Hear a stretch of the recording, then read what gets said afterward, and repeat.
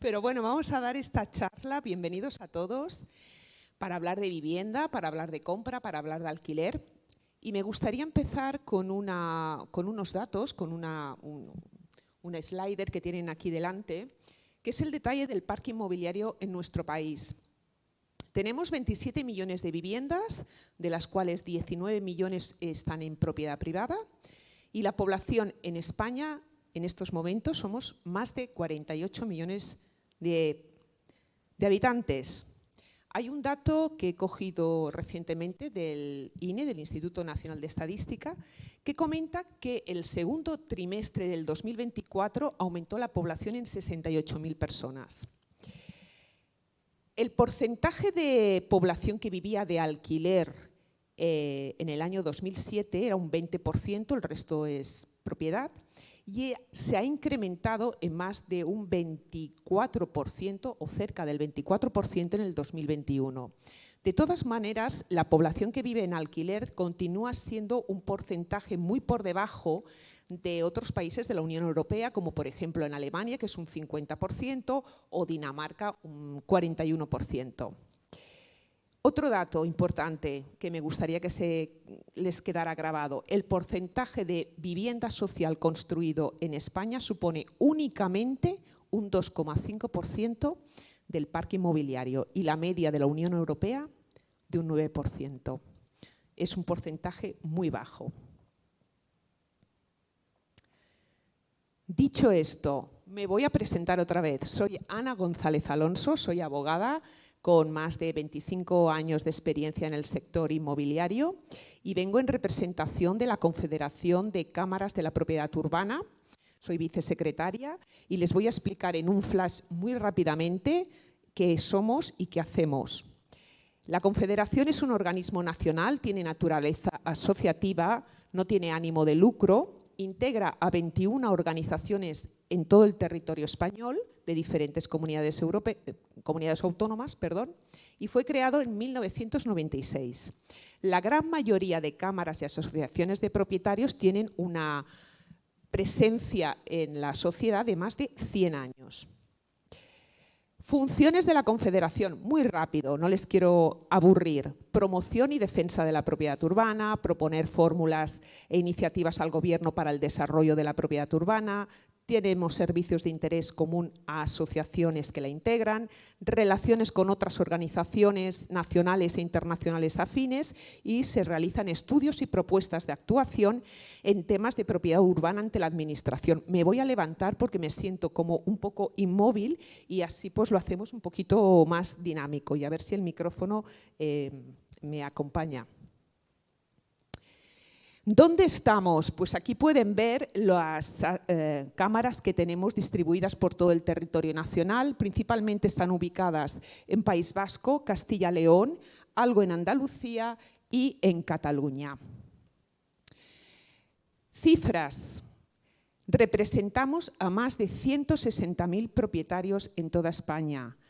Administramos 5.000 viviendas en alquiler.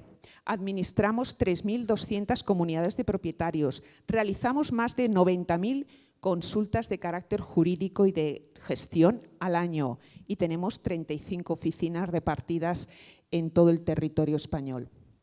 Antes de entrar al detalle de la jornada de hoy, que aparte de hacerles esta exposición, sí que me gustaría después que ustedes pues plantearan dudas, cuestiones que les parezcan de interés y relevancia y que estoy aquí pues para ayudarles en la medida de lo posible.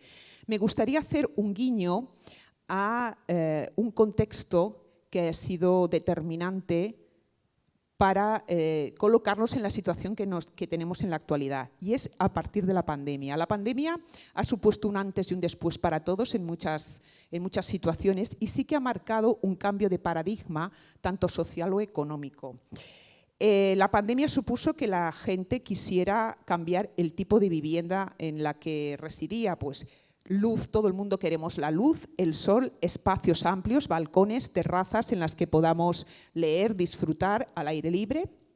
La pandemia supuso movilidad geográfica, principalmente en el sector de los jóvenes. Esto supuso que los jóvenes viven en un sitio o en otro en función del trabajo y ha supuesto que una mayor demanda de viviendas de alquiler. Y esto a la vez supone que las ciudades, las principales ciudades de nuestro país, tengan una tensión en cuanto al precio de alquiler y de compra.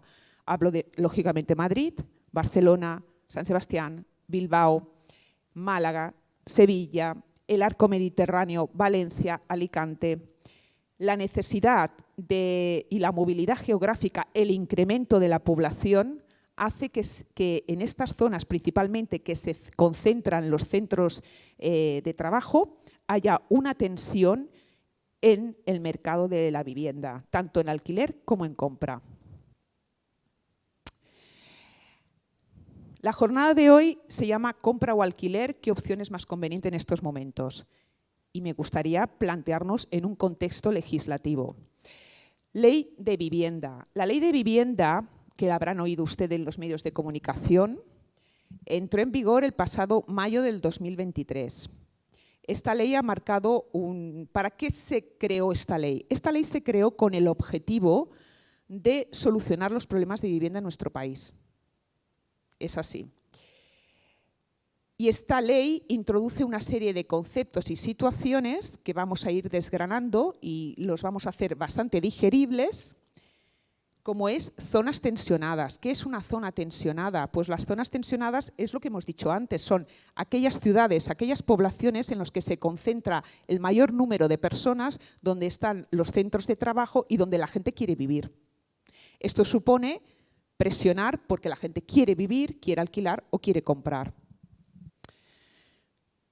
Después están los índices de precios de alquiler, otro de los conceptos que me gustaría,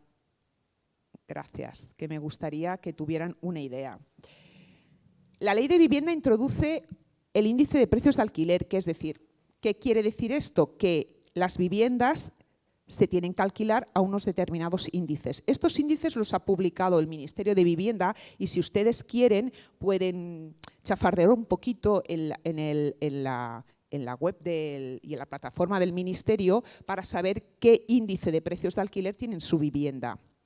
El tema está que estos índices son meramente orientativos, por lo menos en Madrid, porque la Comunidad Autónoma de Madrid no ha declarado zona tensionada Madrid. En cambio, única y exclusivamente se aplican estos índices en Cataluña. Estos índices marcan el importe del alquiler por el cual se tiene que alquilar una vivienda y que va a depender de superficie, de si tiene balcón, si tiene conserje, si tiene ascensor, si tiene buenas vistas, si tiene piscina comunitaria y marca una horquilla de precios en los cuales pues, esa vivienda se puede alquilar. Pero de momento ustedes aquí en Madrid no lo tienen de aplicación. Si ustedes quieren alquilar una vivienda, la renta es libre. Más cositas, la regulación de los procedimientos de desahucio por falta de pago, algo que vuelve loco a los propietarios. Cuando un inquilino deja de pagar, el propietario pues, o llega a un acuerdo con el inquilino para que se vaya o se ve abocado a un procedimiento judicial. Los procedimientos judiciales son tediosos, con muchísima burocracia y muy lentos. Y la ley de vivienda introduce toda una serie de modificaciones que aún los hacen más farragosos, más lentos. Y ni qué decir tienes si eres un gran tenedor de viviendas. Este es otro de los conceptos que ha introducido la ley. Gran tenedor o pequeño propietario. La ley dice que un pequeño propietario es aquella persona física que tiene hasta 10 viviendas. Y el gran tenedor, el que sobrepasa a partir de 11 viviendas hacia adelante. Todo y que las comunidades autónomas tienen la capacidad y la autoridad y la legitimidad para modular este número de viviendas y es lo que ha pasado en Cataluña. En Cataluña el propietario que tiene 5 viviendas está en una situación de desigualdad con cualquier propietario de aquí de Madrid, que es gran propietario a partir de 10 viviendas. Todos estos conceptos los ha introducido la ley que pretendía arreglar el problema de vivienda, pero que un año después nos encontramos que la ley no ha solucionado para nada el problema de la vivienda, porque sí que hemos de decir una cosa, el problema de la vivienda, por todas estas situaciones y datos que hemos comentado, es un problema muy complejo. No hay soluciones mágicas, requieren una cirugía muy específica y sobre todo es muy heterogéneo, no es lo mismo el problema de la vivienda en León que en Madrid. ¿Por qué? Por la movilidad, porque vive más gente, porque la gente quiere venir a vivir a Madrid o a Barcelona, pero León o Zamora pues no es lo suyo.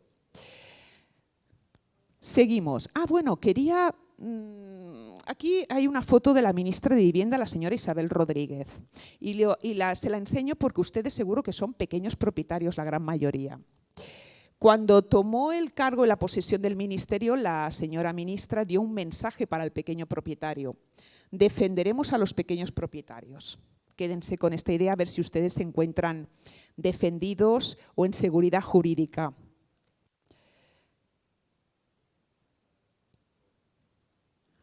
Más datos que complican el problema de la vivienda.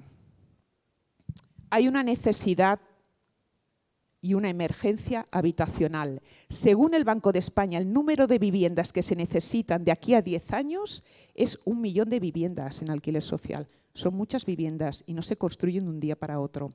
Para 2025, aquí a la vuelta de la esquina, habrá un déficit de viviendas de 600.000.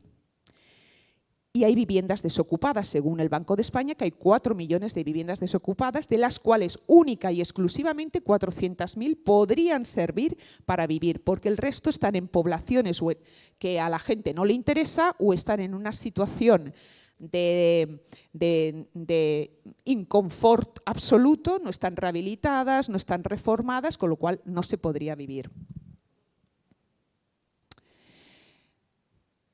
He echado un vistazo a una plataforma de pisos y de viviendas de alquiler de aquí, de la zona, del barrio, para ver un poquito por dónde se movían los precios de compra y de alquiler en Ciudad Lineal, que es el barrio en el que tenemos. Y bueno, me he quedado muy sorprendida. Viviendas, ventas por 335, 1.000 euros, 420, 650, 245.000 euros. Son precios realmente importantes. No todo el mundo puede acceder a estos precios y comprar. En el alquiler, ¿qué tenemos? En el alquiler tenemos 1.250 euros, 1.395 euros, 950, el más económico, y 1.400 euros.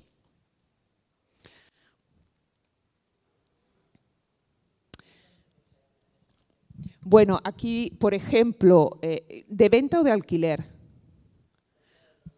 Por ejemplo, a ver si leo bien, porque aquí está un poco, me voy a poner las gafas. Por ejemplo, por coger un ejemplo. Aquí, por ejemplo, el de 335.000 habla de 62 metros cuadrados, está muy pequeñito, 62 metros cuadrados. El de 650.000 euros sí que son 152 metros cuadrados. Y después en el alquiler, el de 1.250 euros, el primero de allí, pues son 66 metros cuadrados, 90 metros cuadrados el de 1.400. De todas maneras, claro, es muy heterogéneo, va a depender pues, si está reformado, si no está reformado, pero más o menos los precios son estos. Carísimos, carísimos. Vamos a seguir. ¿Qué beneficios y qué inconvenientes tiene comprar una vivienda? España es un país de pequeños propietarios. El 85% del parque inmobiliario lo tienen pequeños propietarios, como ustedes. La percepción de tener un piso en propiedad es una percepción de seguridad, de cierta riqueza. Porque sirve de residencia habitual, es una garantía de futuro para la jubilación. No olvidemos que la generación del baby boom, algunos de ustedes supongo que están jubilados ya y a lo mejor cobran una pensión y se complementan esa pensión si tienen otro piso y lo tienen alquilado con ese alquiler. La generación del baby boom que se jubilará dentro de pocos años se puede encontrar en una situación en la que el importe de las pensiones, teniendo en cuenta el aumento de la esperanza de vida, tengan una pensión insuficiente para vivir.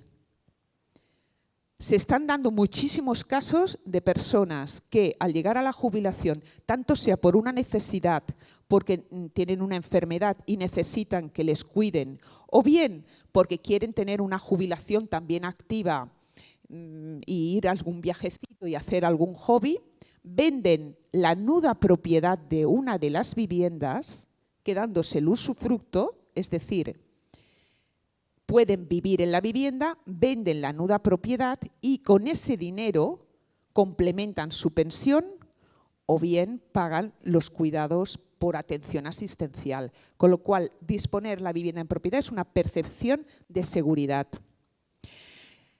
¿Qué inconvenientes tiene la propiedad? Pues la inseguridad jurídica en la que nos encontramos y especialmente a partir de la pandemia con numerosa legislación, se cambia constantemente. Hay una cierta estigmatización del propietario ante la falta de oferta de viviendas de alquiler, que el propietario es un rentista y es el malo de la película. Hay una presión fiscal sobre la propiedad inmensa, y no lo digo yo, lo dice un informe del junio del 2024 del Comité de la Unión Europea, que dice que en España la presión fiscal sobre la propiedad es superior a la media de otros países de la Unión Europea. Hay muchísima presión fiscal. Se pagan IBIs, se pagan impuestos de transmisiones, en sucesiones, en renta, en patrimonio. Y después nos encontramos con la rentabilidad cuando uno tiene una vivienda en propiedad y la alquila para el alquiler tradicional. Y cuando hablo del alquiler tradicional, hablo del alquiler de vivienda habitual de larga duración. La rentabilidad es muy diversa. Nos podemos encontrar viviendas que están alquiladas y que suponen una rentabilidad a lo mejor de un 7 o un 8%, pero la media, según un informe del Observatorio de la Vivienda, del Ministerio de la Vivienda, habla que la rentabilidad bruta oscila entre un 3,35. No es mucho. No es una rentabilidad alta. Sí que hay otros productos, otros tipos de alquileres, como el alquiler turístico, que la rentabilidad es mucho más alta. Hablo de la rentabilidad del alquiler tradicional, del pequeño propietario que alquila su vivienda o dos viviendas y es un alquiler en el tiempo y sostenido en el tiempo. Se pagan muchos impuestos. Ventajas e inconvenientes de tener una vivienda en alquiler o alquilar una vivienda. A ver, alquilar una vivienda para el que la alquila le permite mucha movilidad geográfica y principalmente la gente que alquila son los jóvenes que se mueven, que si tienen consiguen el trabajo en una ciudad o en otra, es decir, te permite no llevar la casa a cuestas, vivir en un sitio o en otro. Los principales inconvenientes es los alquileres altos, falta de oferta de alquiler, como hemos comentado, y muchos jóvenes tienen que verse abocados a compartir vivienda. La tensión que existe en la falta de oferta en las grandes ciudades que hemos comentado. Y sobre todo las jóvenes y las familias, especialmente mujeres con hijos al cargo, son los más desfavorecidos y los más castigados ante la posibilidad de encontrar una vivienda en alquiler. Porque hoy en día el propietario, ante esa inseguridad jurídica, si quiere alquilar una vivienda, lo que va a hacer es un casting exhaustivo. Va a escoger el inquilino más guapo, más alto, más rubio y que tenga los ojos más azules. Y con esto estoy diciendo una metáfora, quiero decir, el que tenga mayores ingresos, el que sea una pareja, el que tenga los ingresos más altos. ¿Por qué? Porque el propietario se quiere proteger. Se quiere proteger delante de un impago o delante de una inquiocupación y no tener que ir a un desahucio por falta de pago, que le va a llevar años. Y más si esa familia se declara vulnerable, apaga y vámonos. Entonces el propietario se protege y esto es el pez que se muerde la cola. Quiero volver a esta slider para darles 4 tips generales si quieren comprar una vivienda. ¿Qué es lo que tienen que hacer? Lo primero es verificar en el registro de la propiedad el estado de cargas de esa vivienda. En segundo lugar, comprobar si en esa vivienda, que está normalmente en una comunidad de propietarios, si hablamos de un piso, no hablamos de una casa, pues si en la comunidad de propietarios tiene la IT hecha, el libro del edificio, si se han hecho obras de rehabilitación, si se han cambiado los desagües, la instalación eléctrica.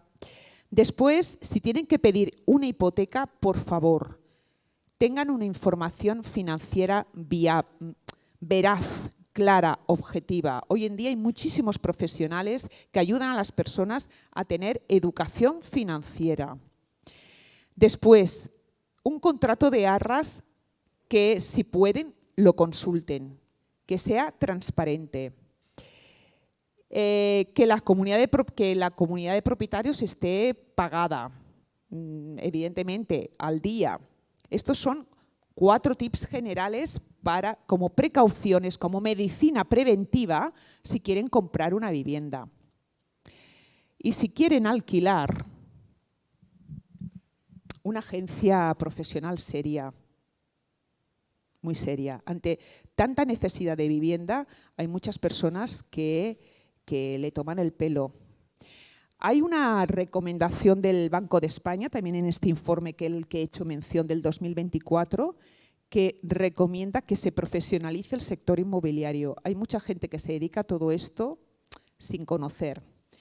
Y hay dinero en juego y ante un elemento como es la vivienda, que es un elemento tan sensible y de necesidad, no puede haber comisionistas por el medio, tantos comisionistas. Por favor, agencias y profesionales serios.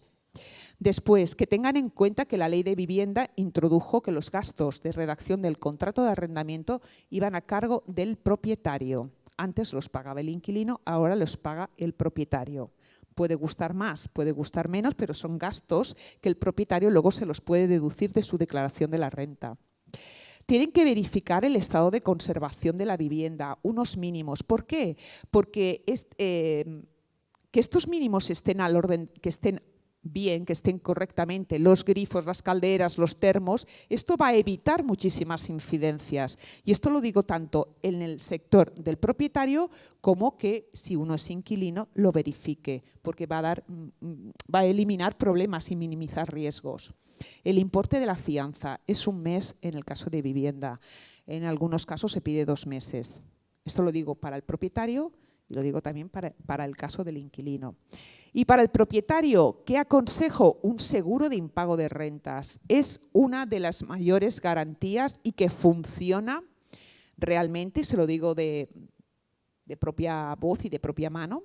Es decir, contratar un seguro de impago de rentas significa para ese propietario que alquila la vivienda que ante un impago de renta por el inquilino, la compañía de seguros le va a abonar hasta 12 mensualidades de esas rentas impagadas. El propietario, claro, tiene que acudir al juzgado, más los gastos de abogado y procurador.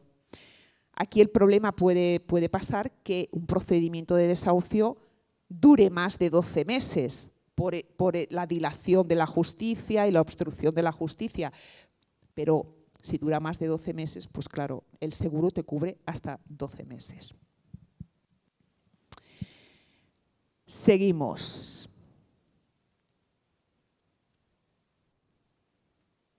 A ver.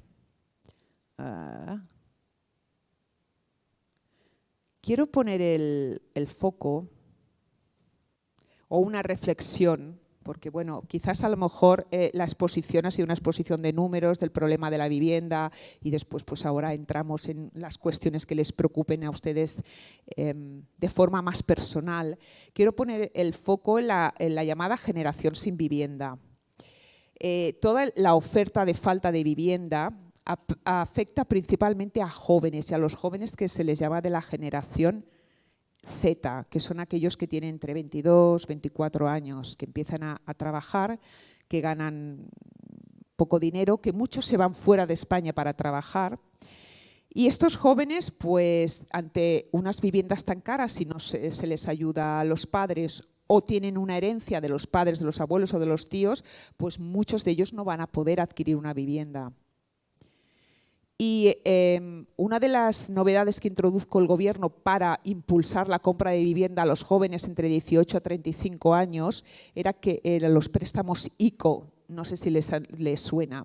Estos préstamos ICO significa que para esos jóvenes que quieren conseguir comprar una vivienda, ese 20% que en teoría tienen que tener ahorrado para dar de entrada, que sirve para todos los gastos, el ICO, a través de las entidades financieras, lo iba a facilitar. Lo que pasa que, de momento, no conozco casos que realmente hayan aterrizado en el suelo y que realmente estos jóvenes reciban del ICO este dinero. Porque tengamos en cuenta que, al final, los bancos lo que van a estudiar es la siniestralidad de esa persona o de esa pareja, y son los bancos los que van a mandar y a decidir. Ahí, para que les quede así como culturilla general, hay un informe Petra es un sociólogo de Estados Unidos, que se publicó en el 1996 y que fue a petición del CSIC y también del Gobierno. Y ya en el año 1996 expuso en este informe uno de los principales problemas y muy preocupantes, que era el futuro de estos jóvenes. Mientras que la generación anterior, pues nosotros, es decir, ha podido trabajar, ha podido comprar, la situación en la que se van a encontrar estos jóvenes, la gran mayoría, que han sido criados un poco entre algodones y que tienen unos sueldos que son unos sueldos bajos, pues les va a generar, ante la compra de la vivienda, un futuro incierto y una cierta frustración social. Y esto nos da a hacer de reflexionar ante la situación tan compleja y preocupante que tenemos en el mercado de la vivienda.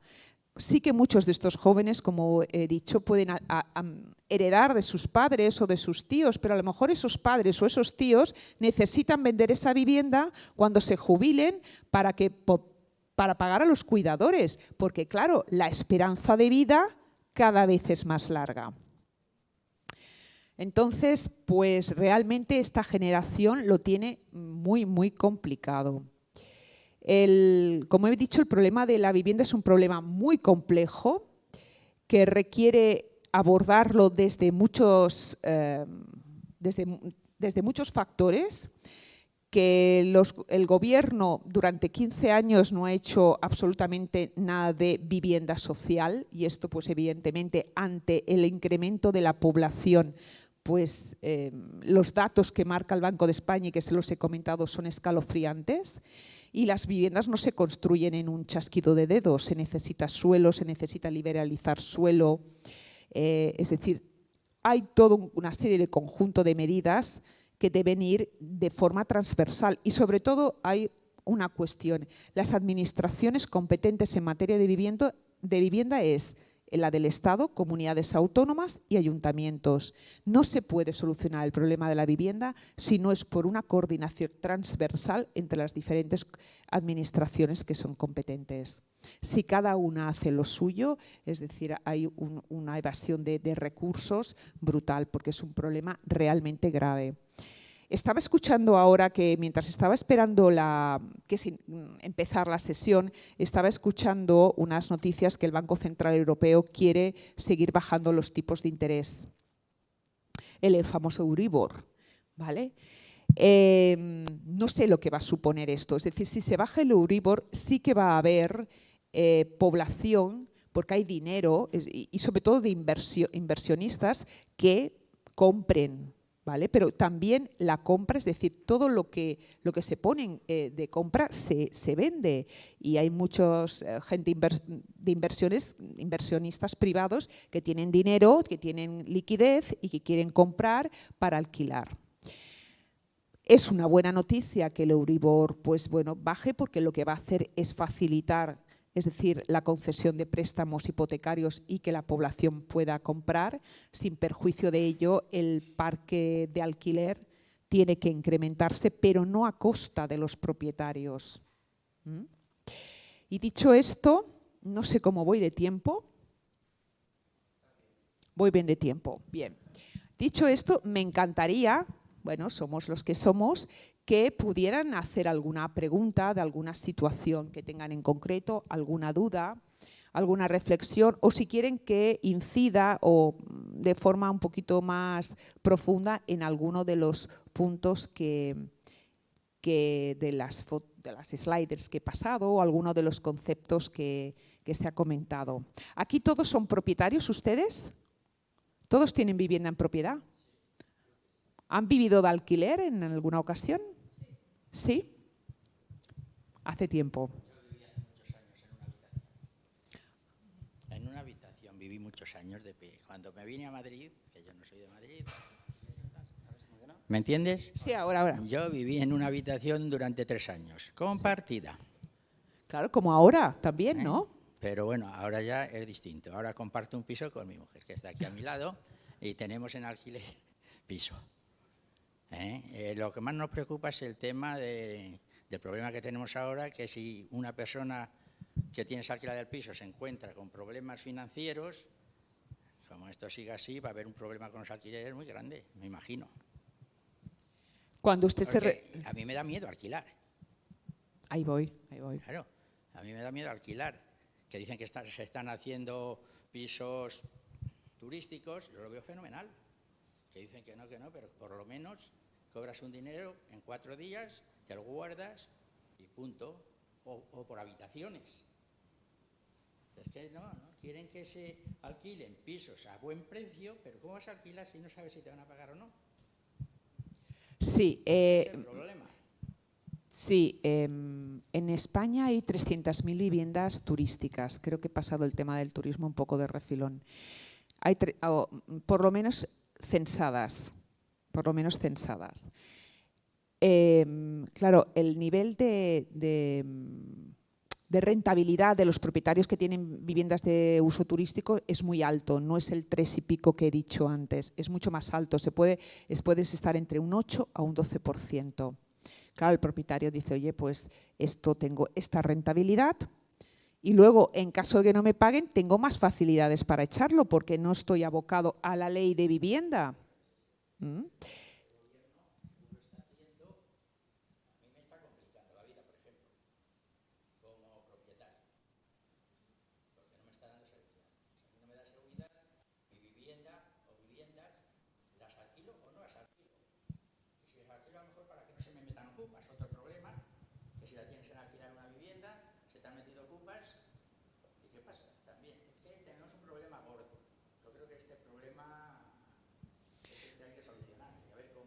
El tema de la inseguridad jurídica que lo hemos mencionado, es decir, el propietario percibe esta inseguridad jurídica. Entonces, el mejor consejo que les puedo dar, porque estoy en el día a día, estoy tratando con gente como ustedes, es que, y además hoy en día se puede escoger al inquilino más alto, más guapo, es decir, el de mejores ingresos, es hacer un seguro de impago de rentas. Les puedo decir que si se trabaja bien y se escoge bien, el nivel o el porcentaje de incidencias es mucho más bajo. Lo que no quiere decir que no exista, pero se tiene que trabajar bien. Es decir, la elección tiene que ser una elección correcta, con el máximo de garantías. Evidentemente, esta es una de las cuestiones. Otra de las cuestiones que se ha pedido al Gobierno es compensación a esos propietarios y compensaciones de carácter fiscal. Y aquí quiero hacer un aporte más que se me ha pasado por alto. El propietario, a nivel de la declaración de la renta, cuando tiene un piso de alquiler tradicional, puede estar exento del 60% de ese rendimiento. A partir de la Ley de Vivienda de mayo del 2023, esto ha bajado un 50%, a excepción, hay unas excepciones, que alquiles a personas entre 18 a 35 años, excepto que este contrato sea por una duración de más de 10 años, entonces a nivel de la declaración de la renta tributas un 70%. Pero en líneas generales, la Ley de Vivienda presiona más al propietario porque la gran mayoría va a pasar de un 60% de reducción a un 50%. Entonces tampoco el gobierno se está mostrando colaborativo para incentivar a ese propietario para que alquile con la vivienda tradicional. Antes les he puesto la foto de la señora ministra y les puedo decir que nosotros estuvimos, la Confederación estuvimos con la señora ministra el 9 de julio. Y una de las cuestiones que se le planteó es la protección a los propietarios, a ese propietario de toda la vida, porque el parque inmobiliario en España está la gran mayoría en manos de pequeños propietarios, se le tiene que estimular de alguna manera. Y ante la inseguridad jurídica, la falta de bonificaciones fiscales o, por ejemplo, si usted tiene un inquilino, le deja de pagar, tiene que ir a un desahucio por falta de pago, tiene un seguro de pago de rentas, le paga los 12 meses, pero el procedimiento dura más de 12 meses y ese inquilino es un inquilino vulnerable, ¿a quién le compensa a ese propietario el resto de meses o de tiempo que está esa familia o ese inquilino ocupando la vivienda hasta la resolución judicial?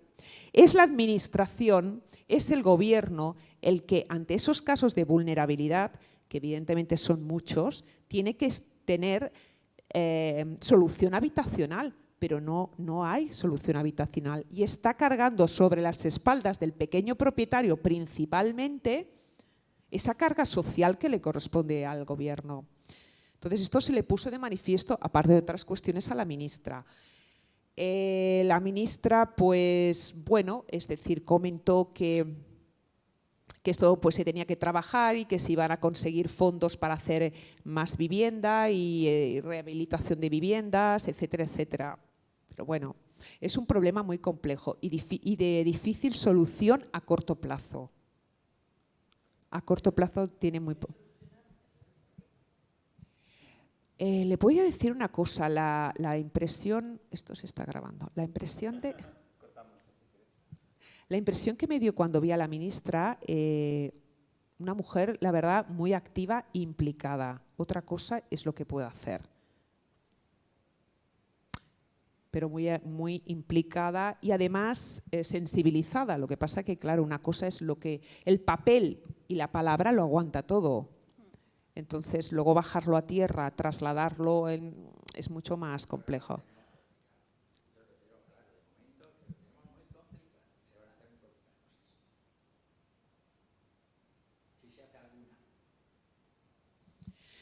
A ver, yo siempre de verdad animo, como usted recibo, mire, hace 2 o 3 semanas estaba atendiendo a una chica, una mujer que tiene un hermano que vive en Dinamarca, que habían heredado una vivienda.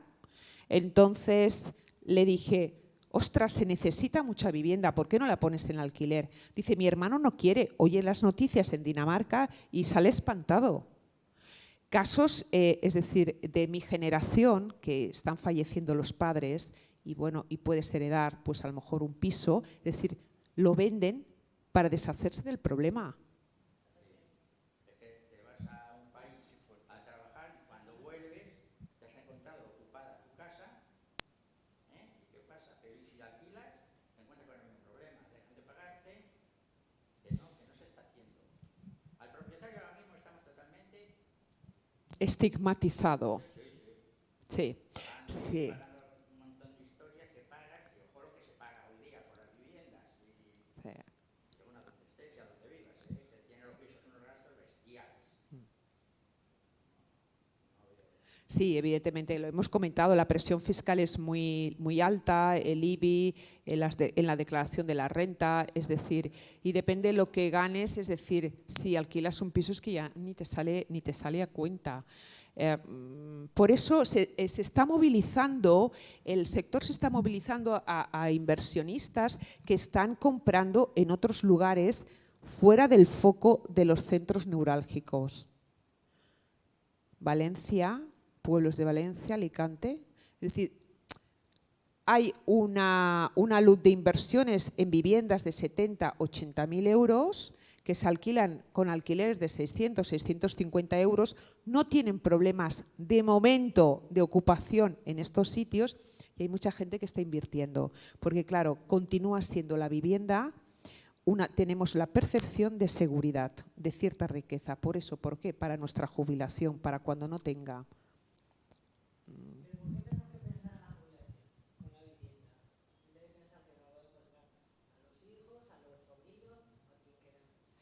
Bueno, hay mucha gente que lo piensa, es decir… Ella es soltera, no deja si se me oye bien. No, pero la grabación. Vale. Ella tiene 60 y tantos años ya, no tiene muy buena salud, es hija única, no tiene más familia que ella misma. Dice que por qué ella, si se tiene que ir a una residencia, tiene que pagarlo con su piso, cuando llega toda la vida pagando impuestos. Pagando impuestos por el piso, pagando impuestos por todo. Y dice, ¿lo puedo dejar a quien yo quiera? Pues no, porque además si lo dejas a quien tú quieras, tiene que pagar una pasta impresionante. Entonces, ¿qué pasa? ¿Dónde se va todo ese dinero? Ese es el problema, que el dinero se va a las nubes, no donde tenía que irse. Es mi opinión, ¿eh? El problema es que en estos países, como España, aquí vive bien el que tiene muchísimo. La clase media dejó de existir. Sí, esto sí. Dejó de existir. La clase media que vivía confortable, bien, con su piso, su sueldo, vivía bien. El dinero llegó un momento que dio un bajón bestial. ¿Qué tuviste que hacer si tú ganabas un dinero, si querías que te rentase algo? Comprar pisos. Porque hubo un momento que tú comprabas, tú alquilabas y tú vivías bien. Y ahora resulta que los pisos que tienes alquilados te están arruinando. Te están arruinando porque no te pagan lo que deben o se te han ido y dicen no vuelvas a alquilar el piso y te llaman de lo que a mí me ha pasado eso, de la urbanización. Oye, están preguntando que tu piso, ese piso lleva cerrado ya 2 años. Al final te da miedo y lo alquilas por lo que sea, porque se te van a colar. O sea, que Sí. el problema es muy gordo y el problema lo tiene que solucionar el gobierno de España. No lo va a solucionar. Pero es que si no tenemos nada que hacer, ya podemos. No, yo lo tengo clarísimo, ¿eh? Yo es que lo tengo. Hay un proverbio saudí, me ha venido ahora a la cabeza, un poco por lo que usted ha comentado y por cosas que hemos comentado aquí, que dice… mi padre iba en camello, yo voy en coche, mi hijo va en avión y mi nieto irá en camello. Y eso todo tiene al final relación con lo que hemos comentado, con la generación Z, es decir, nos estamos empobreciendo. La clase media, más o menos media alta, es decir, se está polarizando, es decir, cada vez hay gente con menos recursos y luego en el otro polo opuesto gente con muchísimo dinero, ¿no? Entonces, esa clase media que de alguna manera había trabajado mucho, había conseguido comprar un piso, etcétera, etcétera, pues se está diluyendo como los azucarillos.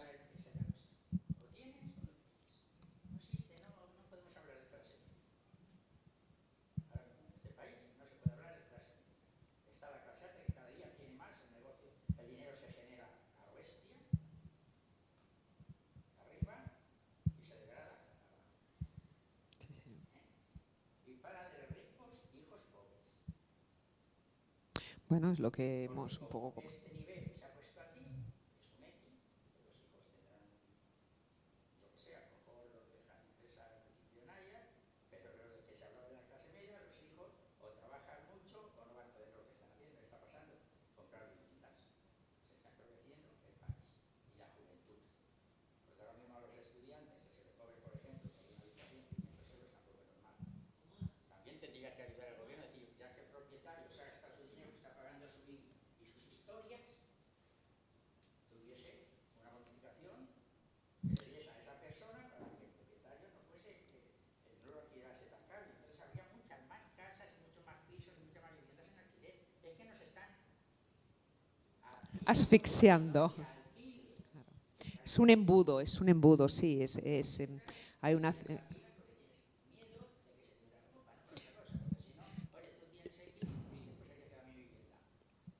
Es que al final la inversión, cualquier tipo de inversión necesita tranquilidad, necesita escenarios tranquilos, necesita seguridad.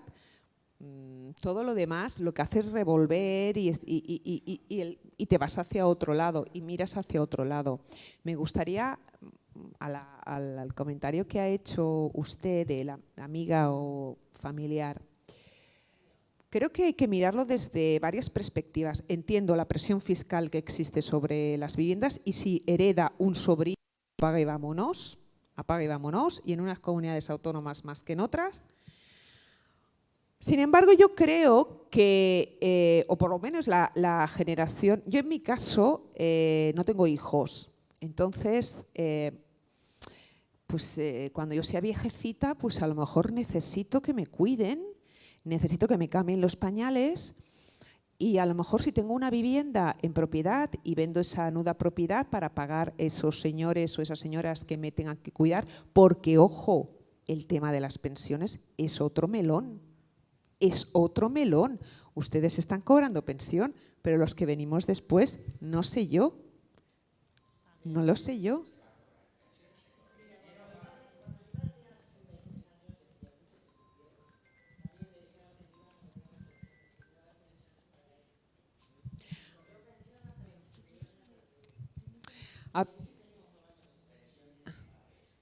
No sé yo, no sé.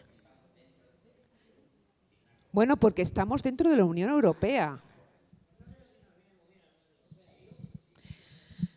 Porque estamos dentro de la Unión Europea y la Unión Europea lo que hace es fondos y lo que pasa que esto bueno, no soy economista, pero claro, fabricar dinero también supone un endeudamiento y puede llegar un momento que ese hilo, hay un hilo muy fino que no sabes nunca cuándo se va a romper y va a venir un poco el desastre. Cierto, es suerte que estamos dentro de la Unión Europea, lo que pasa que creo que a las nuevas generaciones, a lo mejor, si a mí me toca cobrar de pensión, yo que sé, voy a poner un ejemplo, 1.500 euros, a lo mejor solamente me van a dar 1.200, porque esos 300 euros se los van a dar a otra persona que a lo mejor pues tiene por el mínimo vital o lo que sea. Entonces, yo digo, ostras, pues yo necesito esos 300 euros porque, oye, yo quiero ir al gimnasio cada mes o hacer el trekking, si tengo salud, o bien aportarlos a que me cuiden. Quiero decir, y tener una vivienda en propiedad supone una palanca donde cogerse. Porque el dinero, como muy bien ha dicho usted, es decir, hemos venido de un momento en el que no había ningún tipo de interés ni ninguna rentabilidad, cero. Tienes que hacer algo, si no es que, claro, es un empobrecimiento y las viviendas de alquiler suponía un refugio. Ahora que va a bajar el Euribor, pues vamos a ver cómo se plantea el escenario. Más cositas, venga. ¿Qué puede pasar con la bajada del Euribor? Con la bajada del Euribor lo que puede ser es un impulso para que la gente compre, claro, al tener que pagar menos hipoteca, pues la gente puede comprar, claro. Más gente puede comprar, claro. Lo que pasa que, claro, los bancos desde la crisis financiera, lo que, claro, filtran mucho más el scoring, es decir, y ese 20% si tú quieres comprar una vivienda, que antes hemos puesto de 245.000 euros, tienes que tener un 20% ahorrado. Porque si no… Y luego, evidentemente, pues…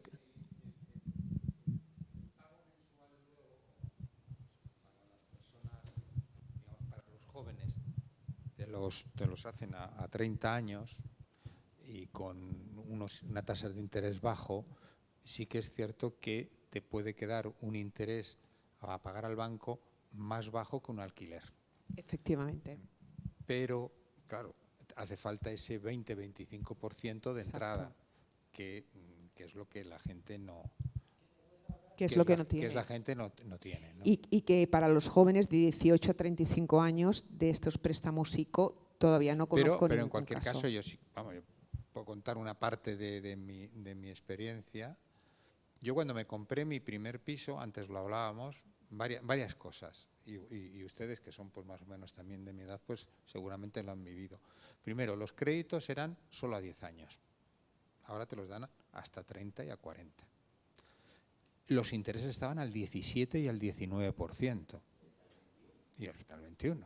Entonces, claro, porque los pisos eran mucho más baratos. Yo le comentaba antes a ella que yo, el primer piso que me compré, en un piso de 100 metros cuadrados, en el año 83, en la calle Orense, era 2,5 veces mi sueldo. Mi hijo pequeño ahora, que tiene la misma edad que yo tenía cuando yo me compré ese piso con 28 años y que también es ingeniero como yo, con 2,5 veces su sueldo, se compra 3 plazas de garaje. Y depende dónde, ¿no? Entonces, claro. Sin embargo, pues puede acceder a alquilar una vivienda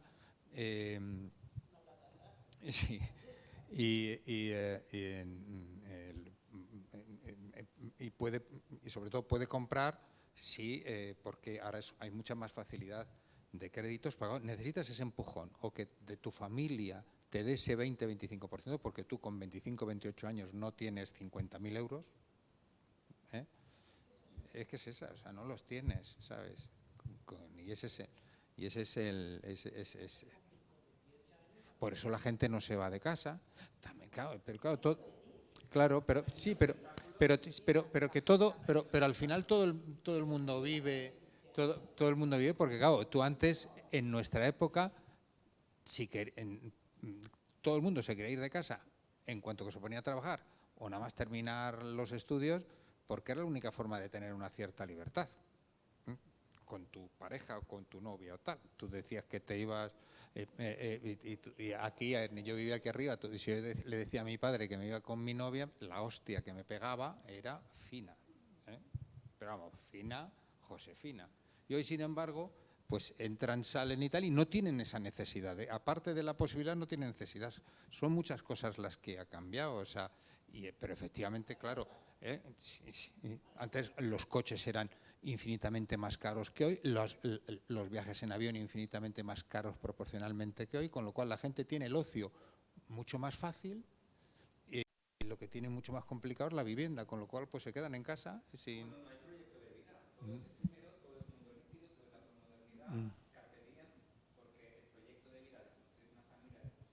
No, claro, no. Claro. Sí.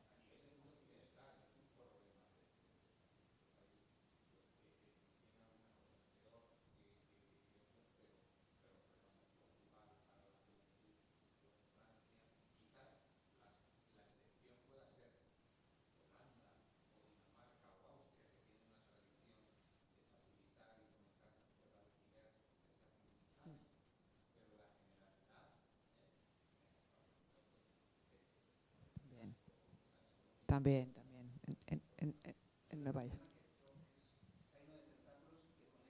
Muy complejo. Sí.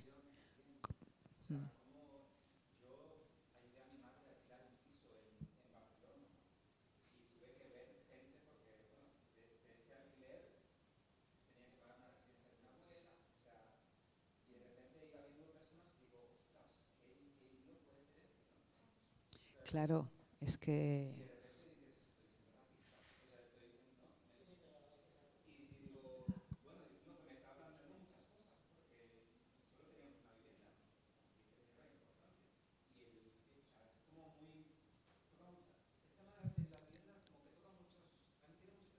poliédrico, como diría, y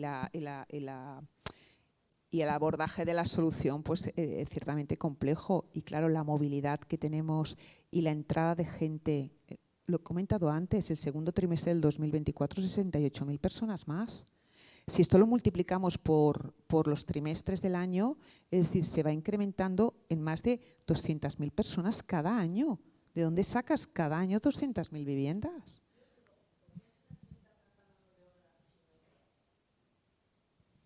Bueno,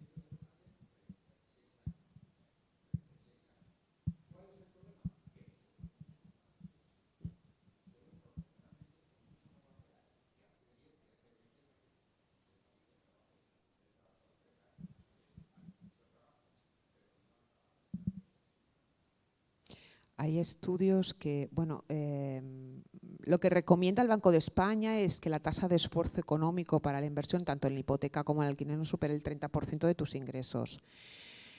En algunos barrios o en algunas zonas, lógicamente, lo supera. Pero sí que existen, es decir, estudios que he visto yo, no sé con qué rigor están hechos, que en algunos barrios, los barrios más humildes, esa tasa de esfuerzo no supera el 30%. Es decir, puede ser el 30% en determinados barrios. Es un estudio realizado en Barcelona, quiero decir, en determinados barrios, el barrio de Bon Pastor y tal, son barrios trabajadores, sencillos, que aquí los estudios, es decir, que más o menos, es decir, nos encontrábamos ahí en ese 30%.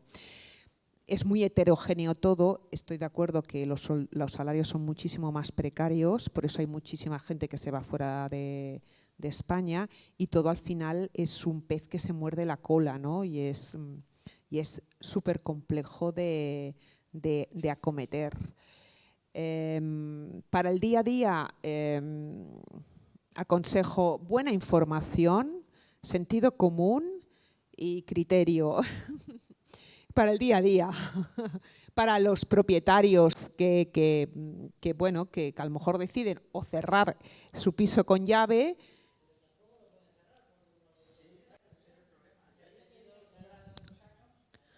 Sin embargo, sí,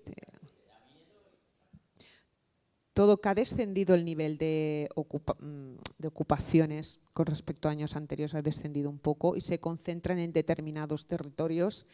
Es decir, realmente si usted quiere alquilar la vivienda, puede escoger al más alto, al más rubio.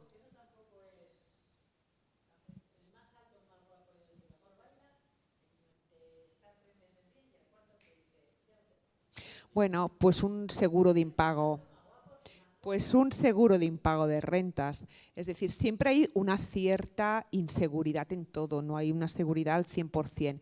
Sin embargo, mi experiencia lo que me dice es que cuando, bueno, es decir, claro que puede haber melones que los abres y están malos.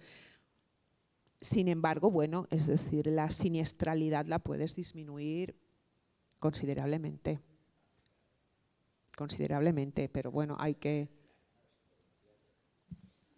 Al 100% no, pero bueno, es decir, tampoco podemos cerrarnos a todo y demás, porque… Inseguros.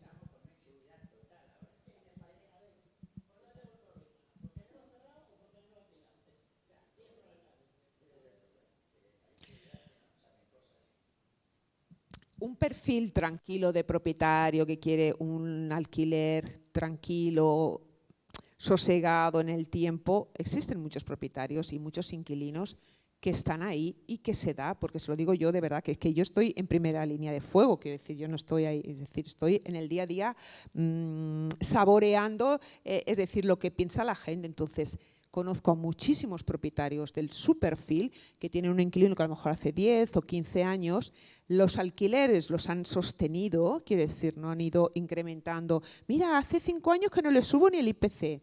Bueno, pues un poquito, le vamos a subir este año un poquito, ¿no? Es decir, que los cuidan a sus inquilinos, esos inquilinos están contentos y evidentemente es una relación de continuidad, pero ambas partes se han de querer un poquito, ser un inquilino con determinadas características y el propietario también. Yo te comentaba eso, esa es mi experiencia.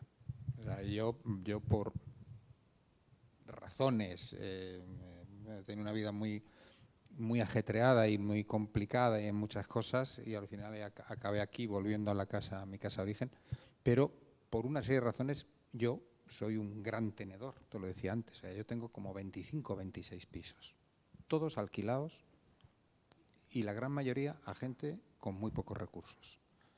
Y yo no pido ni avales, ni fianzas, ni nada, y pagan y tengo inquilinos desde hace 28 años, porque también creo que lo que dices tú, o sea, que les pongo alquileres bajos. Exactamente. Yo durante la pandemia ni uno dejó de pagarme, ni uno. Y fíjate que hubiera habido todas las posibilidades del mundo y justificaciones, ¿eh? y tengo algunos pisos heredados en Parla a 400 y a 500 euros, y también los tengo en el barrio Salamanca a 1.400 y a 2.000 en Raimundo Fernández Villaverde, enfrente del Corte Inglés. Y todos solamente he tenido un problema de un ocupa que 3 años, y ese sí que fue un desastre. Sí, y eran dos travestis que encima destrozaron el piso, que estuvieron 3 años. El piso fue una mierda, pero después de 22 años o 23 años y con tantos pisos, pues dices, pues he debido tener mucha suerte. Ha compensado, al final uno se ha de hacer la lectura, me ha compensado. Bueno, y yo de hecho, el ejemplo, esta casa de arriba, lo tengo con un alquiler social para refugiados políticos, toda la casa, 3 plantas. Viven 27 refugiados políticos. Es cierto que quien paga es el Ministerio de Migraciones, porque son refugiados, pero no ha habido ningún problema de absolutamente nada. Bueno, llevamos 2 años, ¿no?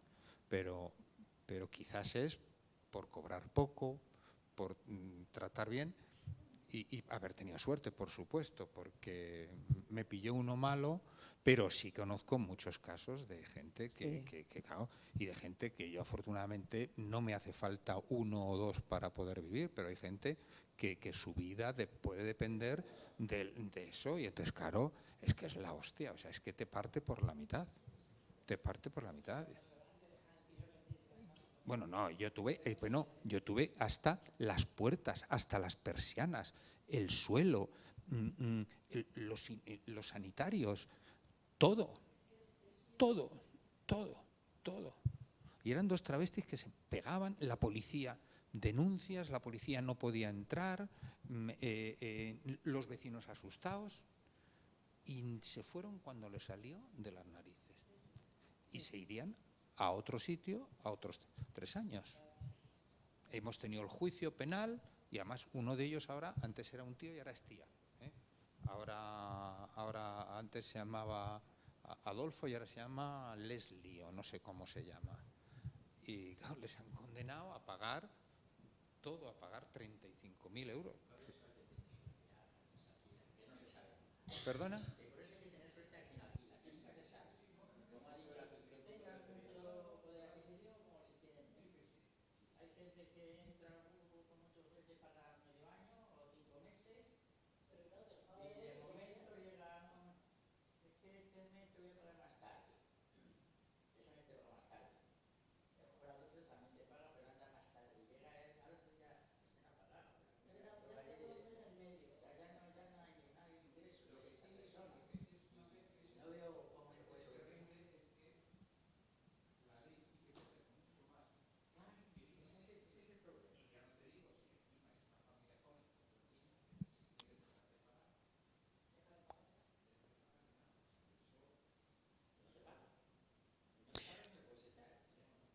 Eso que... Exacto, y no le puedes cortar la luz. Corta la luz.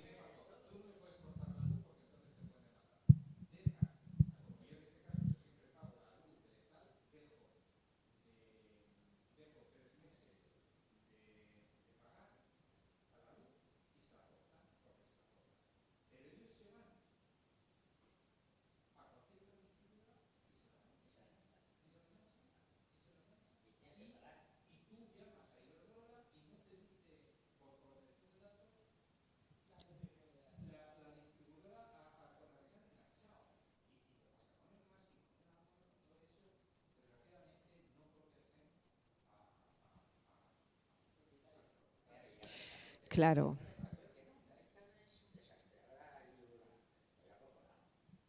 Falta que el propietario tenga esa sensación de seguridad y luego falta, es decir, aparte de faltar viviendas, faltar seguridad jurídica, procedimientos judiciales más ágiles, sobran de determinados delincuentes mal llamados vulnerables.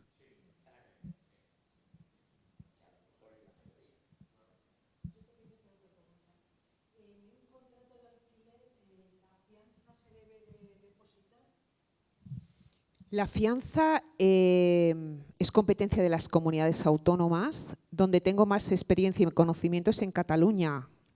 En Cataluña es obligación depositar la fianza y aquí en la Comunidad de Madrid también. Por lo que yo he hablado con ellos y lo que conozco, sí, es obligatorio depositarlo.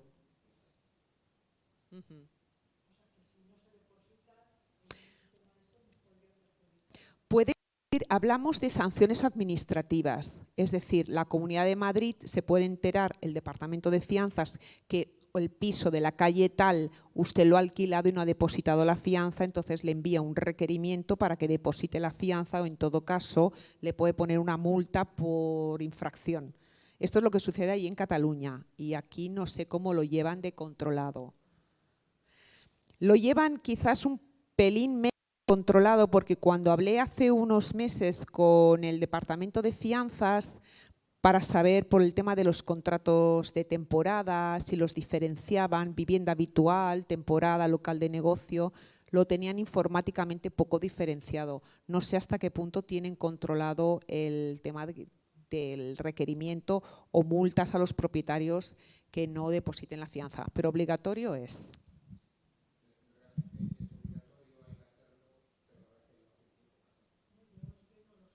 La cultura, por lo que yo sé, aquí en Madrid no lo hace todo el mundo. Allí en Cataluña hay una cultura muy, ya se han encargado de imprimir esa cultura y se deposita bastante. Depende, claro, de las comunidades autónomas, hay diferentes, por eso es todo, el tema de la vivienda es como muy heterogéneo, depende de muchos factores. ¿Alguna pregunta a usted? ¿Alguna aportación? ¿Alguna duda? ¿Alguna reflexión? ¿No? Bueno.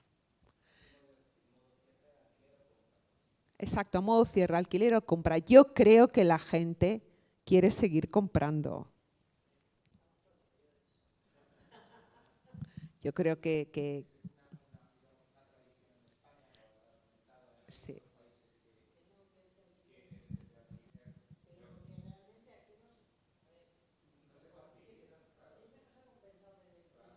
Claro.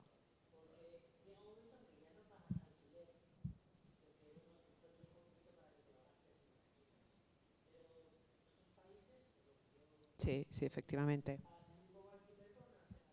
Claro, por eso, claro, el porcentaje de mercado en alquiler es superior al que hay en España y entonces cuando tú pagas una hipoteca, si ahora bajan el Euribor y tú pagas a lo mejor pues 800 o 900 euros, pues dices, pues me compensa posiblemente porque es el piso que quiero o hasta donde puedo llegar y no pago un alquiler que al final es como si tiraras el dinero a la basura. Y porque seguimos siendo un país en el que la sensación de seguridad que nos aporta tener una vivienda en propiedad la tenemos muy instaurada. Yo creo que al final, es decir, es compra. Todo y que la gente más joven, generación Z, lo tiene un poco complicado.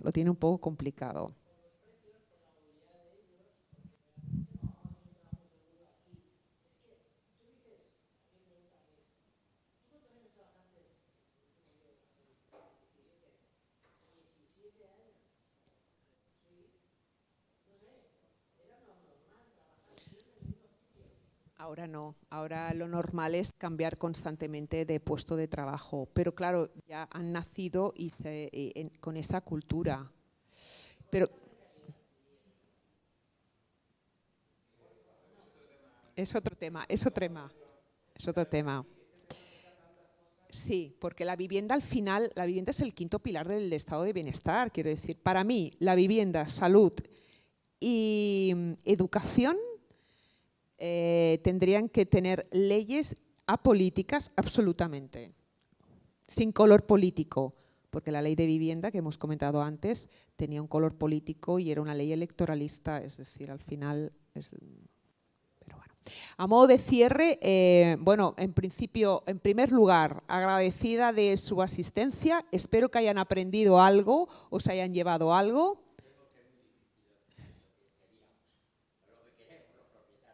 Bueno, que es que ¿La inseguridad va a seguir siendo así o mayor?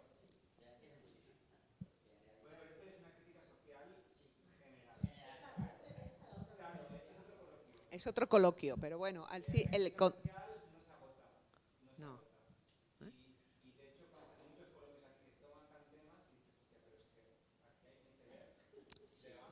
Total.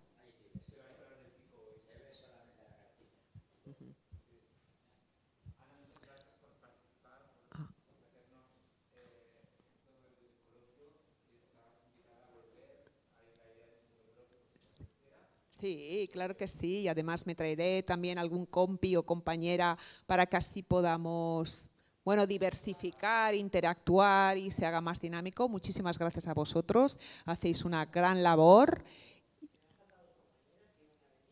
Bueno, en la próxima yo encantada de poder, me gusta que la gente pues aprenda y informar y divulgar y aportar lo que conozco un poquito. Muchísimas gracias y buenas tardes.